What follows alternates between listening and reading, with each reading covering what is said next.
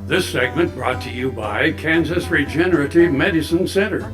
Your stem cells, your health, your life. See, I told you we'd come back.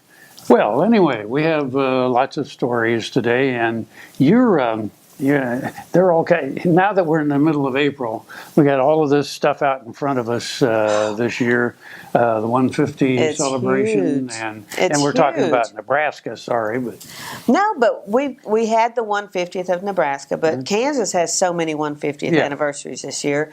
It's just crazy. Like I've said, this is the third most important year in Kansas history, 1867. So we've got Chisholm Trail, we've got Medicine Lodge Peace Treaty, we've got so many events marking the 150th this year, and so many historic sites. And one of the people that you're going to see at a lot of them is Ken Weidner, and he will be at our big event in July. July for us is the culmination of a lot of the stuff in western Kansas at Fort Wallace. And Ken is just one of these amazing people. When we started putting together the events at Fort Wallace and looking at the big encampment with the dozens of reenactors we've got, you know, Ken's name is one. It's like he's got to be there. He's going to be there for our annual meeting April 23rd too. Frank just takes it to the nth degree. He has gone back and figured out how the Plains tribes would have done all these things. Like when he talks about using every part of the buffalo, he figured out how to do that exactly the way the Plains tribes would have done. So he's a living historian. He's like a teacher. He's phenomenal. This is one that will get the kids' attention. I promise you, when Ken shows up, it will get the kids' attention. Okay. I think I have met him a couple of times at like Kansas Sampler. Oh, I think sure. he's always there at the camp out. Yeah, I'm sure. He's pretty amazing. He's just one of the amazing people. But let's take a look at the art and talent and ability of Ken Weidner. As Kansas marks the 150th anniversary of many events in 2017, one of the exhibits you are likely to see is a tipi with tanned hides and tools, all crafted in the manner of the 1860s Plains tribes.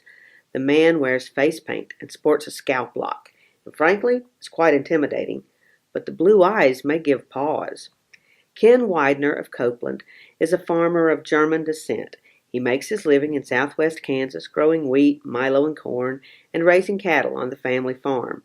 Though farming is the life he was born into, his passion is the history of western Kansas.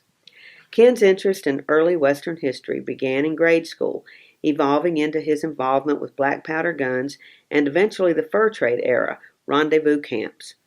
The artistry and challenge of learning to use every part of a buffalo interested Ken in the Native American culture. His attention eventually focused on the Southern Cheyenne people who followed the herds of buffalo across the Plains states, including Kansas. In the past 30 years, Ken has participated in various living history camps in Wyoming, South Dakota, Nebraska, Colorado, New Mexico, Oklahoma, Texas, and of course Kansas. Research and actual hands-on experience go hand in hand in crafting, understanding, and mastering the creation and use of everyday articles. Most of the items you see in Whirlwind's teepee have been handcrafted by Ken. Brain-tanned buffalo robes, rawhide parfleches of various shapes and sizes, beaded bags, bow and arrows, hand-dyed Stroud wool blankets, German silver bridles, and Indian saddles.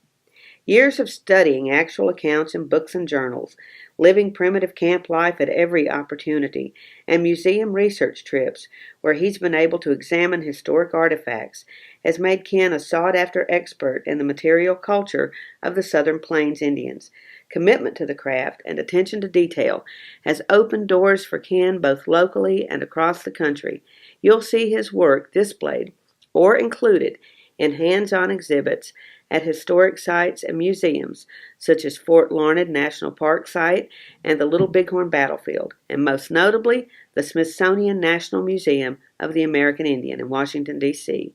His work is so widely recognized because he is so disciplined and devoted to his craft, and thankfully to sharing it with the rest of us.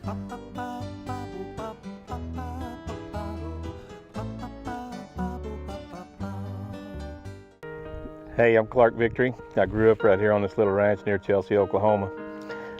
Roped and ranched all my life, and a few years ago I had an injury that created what they call a frozen shoulder in layman's terms. It got to the point that I couldn't reach, I couldn't sleep, I couldn't do anything. After speaking with the surgeon in Tulsa, he finally told me that he could make my shoulder better if he did surgery, but he absolutely couldn't fix it. I decided that, maybe I better listen to my friend John, and I called Kansas Regenerative Medical Center. I talked to Patrick Farley and was just excited about the whole aspect of going up there and having the opportunity to focus on getting better. The next morning at 8:30, went into the clinic, did the stem cell replacement. By 12:30, my wife and I had lunch and was driving back to Chelsea. I feel better.